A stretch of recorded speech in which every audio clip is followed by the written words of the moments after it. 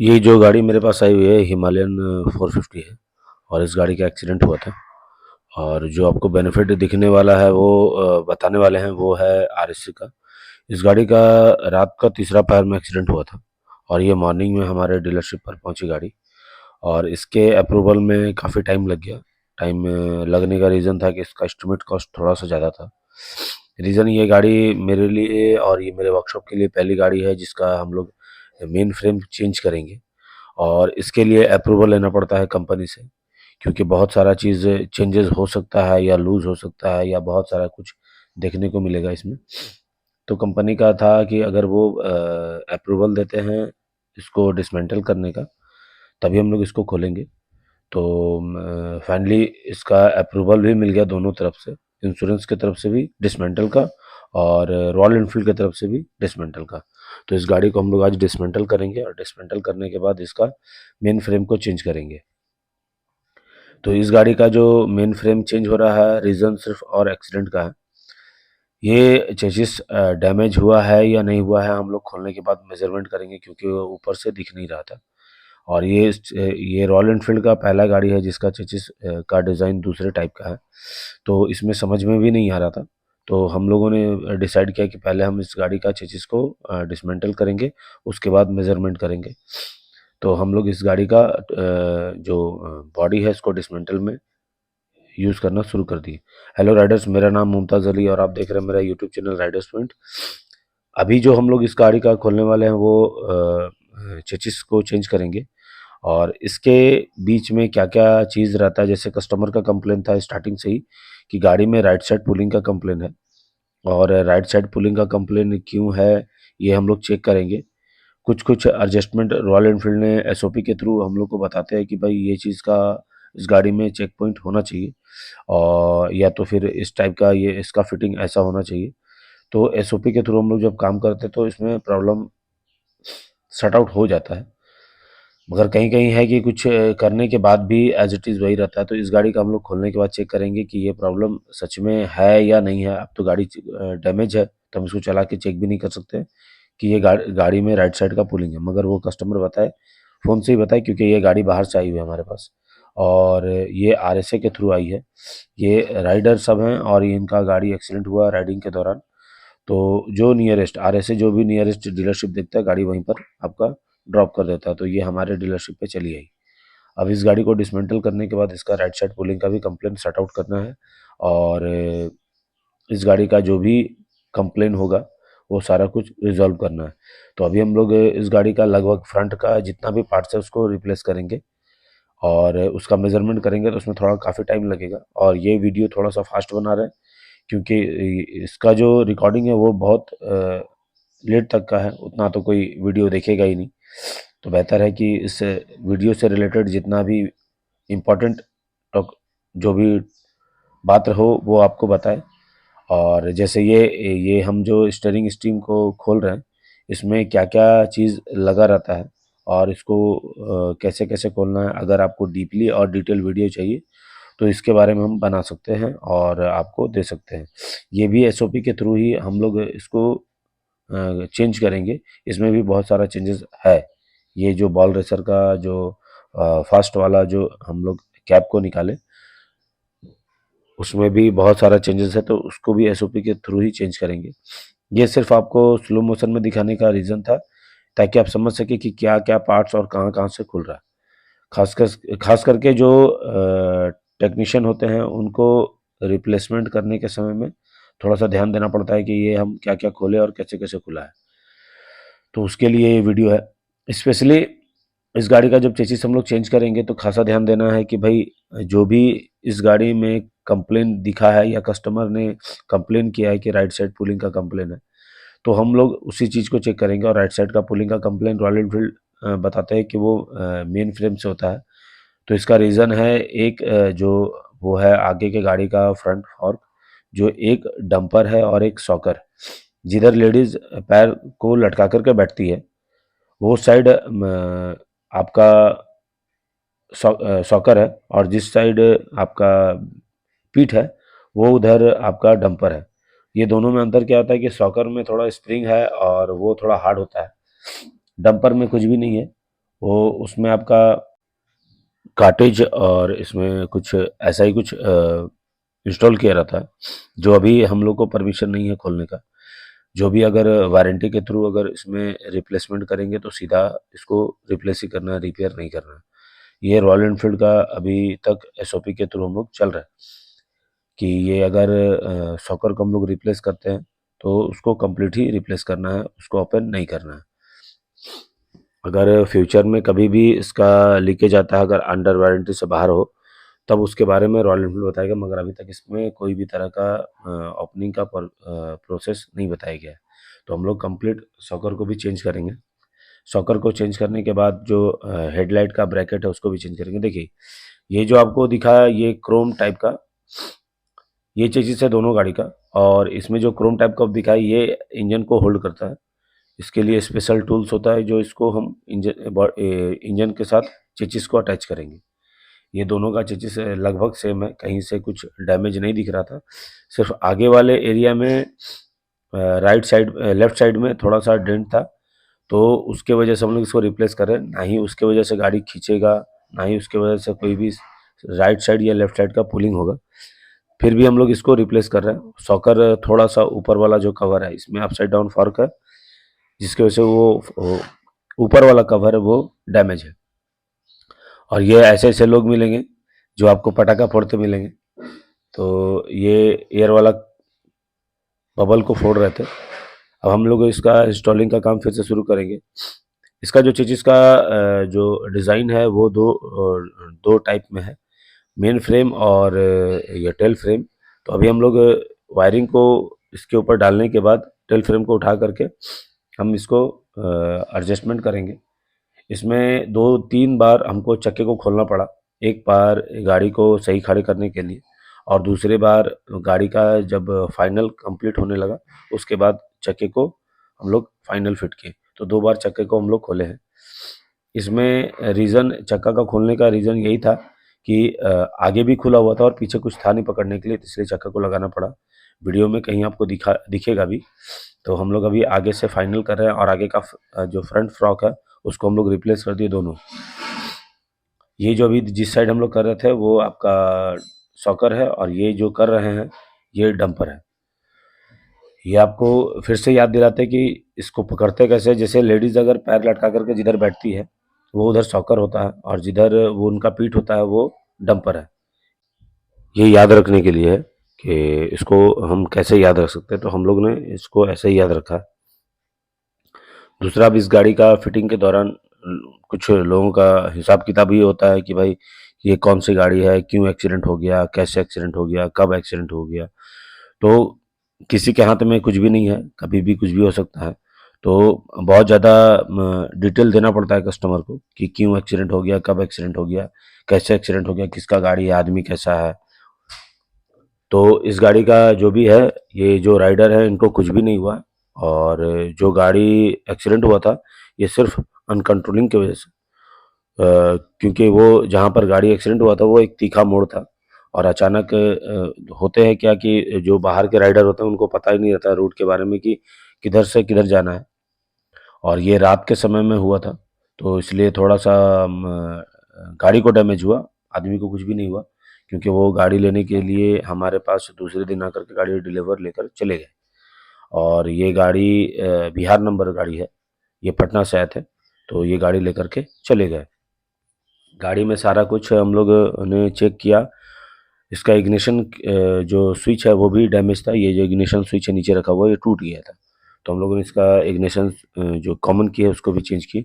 ये हैंडल का top एलेंकी screw है जो हम लोगों ने चेंज किया, जो रॉयल एनफील्ड एसओपी के थ्रू इसको चेंज करना पड़ता है। रीज़न है इसमें माउंटनिंग के मतलब हैंडलिंग की वजह से रबर जो माउंट है वो कट जाता है। तो कंपनी ने इसका जो माउंट है उसको रिप्लेस करने के लिए बताया गया, और इस गाड़ी का नहीं हुआ था। तो हम लोगों ने इसका जो हैंडल माउंट है उसको भी रिप्लेस किया, क्योंकि वो ऐसे भी कटा हुआ भी था और दूसरा वो डैमेज भी था, तो उसके वजह से हम लोग इसको रिप्लेस कर दिए। अब हम लोग गाड़ी का जो भी है वो फिटिंग फिर से शुरू कर दिए, और फिटिंग शुरू करने के बाद बीच बीच में बहुत ज़्यादा दिक्कत है। कस्टमर का डिटेल देना देना कस्टमर के बारे में समझाना बहुत ज़्यादा दिक्कत होता है, तो उसको ध्यान देते हुए सारा कुछ इस गाड़ी का रिप्लेस किए, सब कुछ चेक किए, सारा कुछ मेजरमेंट कर लिए, गाड़ी को असेंबल्ड के लिए तैयार किए। ये वाले एरिया में थोड़ा सा दिक्कत हो रहा था क्योंकि यहाँ पर जो इसका हॉर्स पाइप का क्लिप है वो नीचे की तरफ फंस गया था। तो इस वीडियो में देखिएगा कि दो बार, एक बार, दो बार हमने इसका क्लिप को निकाला, और हमने क्लिप निकालने के बाद जो मतलब इसका एडजस्टमेंट है उसको किया, फिर वो छोटा हो गया, फिर से उसको निकालना पड़ा। तो यहाँ पर थोड़ा सा दिक्कत हुआ इसको फिटिंग में, क्योंकि यहाँ का डिटेल वीडियो मतलब ओपनिंग के समय में जब इस गाड़ी को अनइंस्टॉल कर रहे थे तो वहाँ का वीडियो नहीं बना था, तो उसको भी दिखाना था। और क्योंकि जो बाहर में कोई भी अगर इसको गाड़ी को खोलता है या डिसमेंटल करता है तो उनको पहले भी दिखे कि भाई ये कैसे खुलेगा और कैसे लगेगा। वीडियो बनाने में एक और फ़ायदा है क्या कि अगर कुछ भी आप मिस कर रहे हैं तो वो वीडियो के थ्रू आप देख करके उस चीज़ को सही कर सकते हैं। तो अभी ये देखिए, ये जो बैक साइड है इसको उठा करके हमें एडजस्टमेंट करना पड़ा फिर से, और फिर से एडजस्टमेंट करने के बाद इसको फाइनल फिट कर दिया। फाइनल फिट करने के बाद अब गाड़ी का जो समय था वो था एडजस्टमेंट का और वायरिंग हार्नेस का। तो अभी वायरिंग हार्नेस को हम लोग इस गाड़ी में इंस्टॉल किए, और जो बैक साइड वाला है वो कवर, वो वायरिंग हार्नेस इस गाड़ी का बहुत नीचे साइड से गया हुआ है, टंकी के जस्ट नीचे से। तो ये बकेट के अंदर ही है, इसका इसके लिए रॉयल एनफील्ड ने स्पेशली एक समझ ली बकेट ही बना करके दिया है ताकि वायरिंग में कोई तरह का दिक्कत ना आए। तो अभी हमने ये बकेट के थ्रू इसका वायरिंग का एडजस्टमेंट शुरू कर दिया, और ये वायरिंग कंप्लीट है। जो भी है इसके बैक साइड में वायरिंग का प्रोसेस होता है और फ्रंट साइड में है। और अभी उसके बाद हम लोग इसका जो ब्रेक का जो हॉर्स पाइप है उसको हम लोग इंस्टॉल करेंगे। ये ब्रैकेट दिखा रहा है, ये यहीं पर थोड़ा सा दिक्कत हो रहा था क्योंकि ये क्लिप इसके अंदर बैठ नहीं रहा था, ये इसमें लॉक हो गया था। तो इसको अभी हम लोग एडजस्ट निकाल लिए ऊपर उठाने के बाद, और इसको फिर से अच्छे तरीके से बैठा रहे हैं। यहीं से इसका ब्रेक का हॉर्स पाइप क्रॉस किए हुए हैं। तो हम लोगों ने इसको देखा है और यहाँ से एडजस्टमेंट कर ली। तो फिट करने के बाद इसको, इसमें ज़्यादातर हमें प्रॉब्लम आया सिर्फ, और वो है ब्रेक हाउस का ही और वायरिंग हार्नेस का, क्योंकि वायरिंग हार्नेस का जो डिज़ाइन है वो रॉयल एनफील्ड के और सब मॉडल से बिल्कुल अलग है, तो उसके वजह से इसमें थोड़ा सा दिक्कत आया। और दूसरा था इसका ब्रेक हॉर्स पाइप का, जो यहाँ मतलब जिस जगह पर हम अभी दिखा रहे हैं आपको काम कर रहे हैं, ये यहीं से सारे जगह डिस्ट्रीब्यूट हुआ है। तो यहाँ पर थोड़ा सा ध्यान देना पड़ता था कि कौन सा पाइप किधर जाएगा।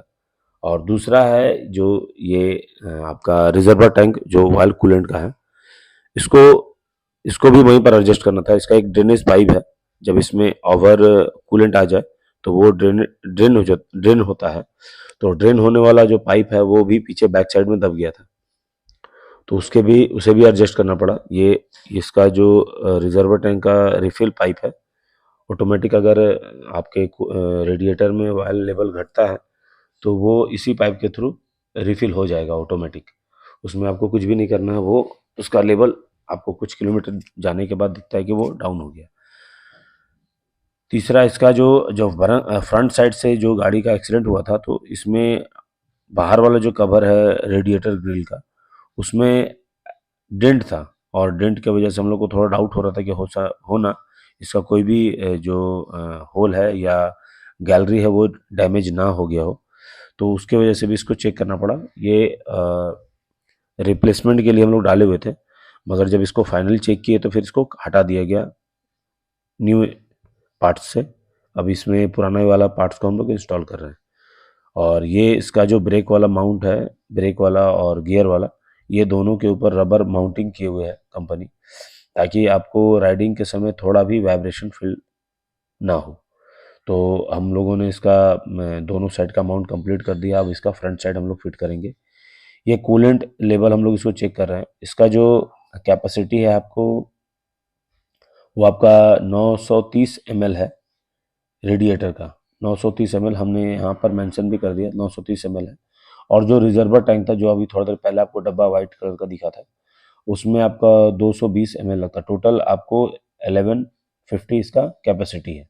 तो हम लोगों ने इसका इंस्टॉल किया, वो भी रॉयल एनफील्ड का ही है जिसमें वाटर मिक्स होता है। आपको वाटर मिक्स करने की ज़रूरत नहीं है, आपको डायरेक्ट उसको इसके अंदर फिलअप कर देना है। तो हम लोगों ने इसका सारा चीज़ को चेक करने के बाद ही इस गाड़ी का फाइनल जो वीडियो था वो आपको दिखाया, क्योंकि इसमें बहुत दिक्कत था।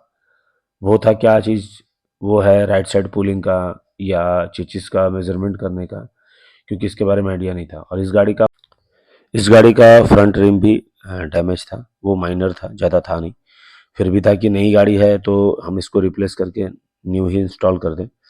तो हम लोगों ने इसका रिम निकाल लिया और निकालने के बाद इसमें न्यू इंस्टॉल कर दिए। पुराने वाले में आप देख रहे होंगे कि इसमें एक वाइट कलर का बैलेंसर लगा हुआ है, वो उसका पुराना रिम है। ये नया रिम है जिसको हम लोग ने इंस्टॉल किया। और इसका टोटल जो इंस्टॉलिंग का समय था उसमें थोड़ा समय लगा। रीज़न था इसमें ध्यान देना पड़ता है गाड़ी का राइट साइड पुलिंग का, तो हमने इसका खासा ध्यान दिया है। और हमारे वर्कशॉप में हम लोग जो अलाइनमेंट करते हैं हम खुद ही करते हैं, ये किसी टाल वाले को नहीं भेजते हैं। हम नई गाड़ी रहती है तो इसको खुद से ही इंस्टॉल करना पड़ता है और इसका जो बैलेंसिंग खुद ही करना पड़ता है। तो इसमें कहीं भी थर्ड पार्टी या किसी और को भेजने की ज़रूरत नहीं पड़ती। ये आप देख रहे होंगे तो माइनर है। अब इसका भी मेजरमेंट करने के बाद कंप्लीट करेंगे और कंप्लीट करने के बाद गाड़ी का हम लोग एक फाइनल टेस्ट राइड लेंगे।